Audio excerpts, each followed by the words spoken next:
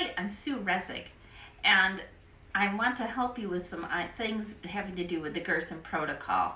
What happens if you can't get all the ingredients that you need for your juices or for the soup? As you know, they're very prescribed, especially when it comes to the green juice and the Hippocrates soup. So here's what I had to do. I decided I wanted to have some green juices this week. As you know, I'm done with the protocol, but every so often I still want to have some healthy juices. So I went to the store and they didn't have any romaine. They didn't have any green leafy lettuce. All they had was red leaf.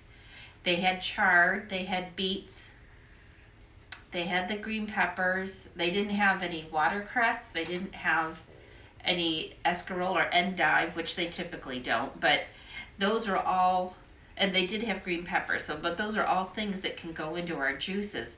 If you're missing any of the mainstay lettuces, like the romaine, the green leaf, and the red leaf, I try to put some of each of those into my juices.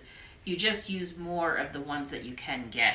Apparently romaine's been on the short list, at least in our area. We're not able to get it. And they said they haven't had it for at least a month.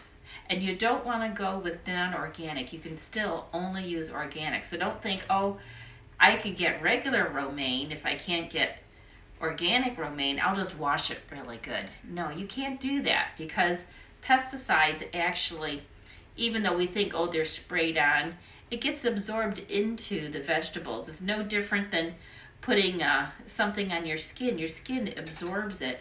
The vegetables absorb those pesticides, and washing it and soaking it won't make any difference.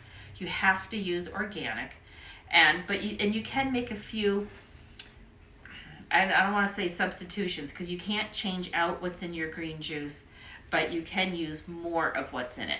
So in this case, I'm going to use a little more green pepper than I normally would. Normally I would use a quarter of a green pepper. I'm going to use a half a green pepper. I'm using a lot of red leaf lettuce because that has to take the place of my green and my romaine. I've got a beet leaf, and I've got a Swiss chard, and I've got my little chunk of red cabbage. I like to use my scale so that I know I'm going to have enough to make my 8 ounces of green juice. I have found that if I use 10 ounces of vegetables plus an apple, this is in addition to the 10 ounces, plus my apple, I will get my 8 ounces of juice. So I've got my 10 ounces of vegetables there, see? And my apple, and that's going to make me up a good green juice.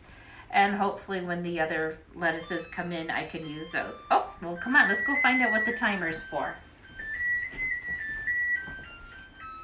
Now, I also ran into a problem wanting to make Hippocrates soup. I still make Hippocrates soup every week. And the store's been out of celery. Every time I go, they have no celery. They have regular celery, but they don't have organic. So I just had to go ahead and make my soup without the celery. And if I could have found an organic celeriac or celery root, I could have used that. That's actually preferred over celery, but we just aren't able to find those in this area very well. So I just had to make my soup without celery. And it'll be fine. It'll be good. And when I can get some celery, I'll add it back in. But the nice thing about Hippocrates soup is that we have a base recipe. We know it's tomatoes, potatoes, leeks, onion, garlic, celery, and parsley. And you can use different quantities of those. You can put more potatoes in if you want it thicker. You can put more tomatoes and garlic in if you want it richer flavor. You can put more leek in, which I like a lot of leek in mine. I think it adds a nice depth of flavor. And typically I like celery in it too, but no celery today. So that's it. I just wanted you to know how you can make do and still do the Gerson therapy when you can't get everything. All right, I hope that's helpful. We'll see you next time.